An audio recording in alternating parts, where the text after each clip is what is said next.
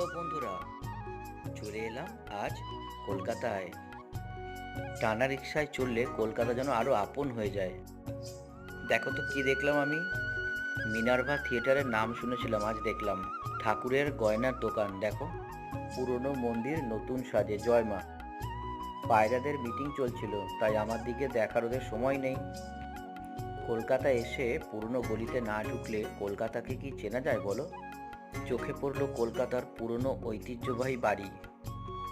গন্তব্যে পৌঁছতেই দেখো, সুন্দর পাখিদের দর্শন পেলাম।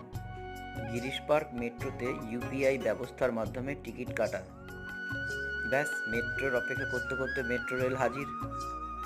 ট্রেনের ভেতরে আমি, দেখো এই দমদম এলো, দরজা খুললো, টোকেন ভেতরে দিয়ে বেরিয়ে বাড়ির দিকে রওনা দিলাম। Thank you for watching.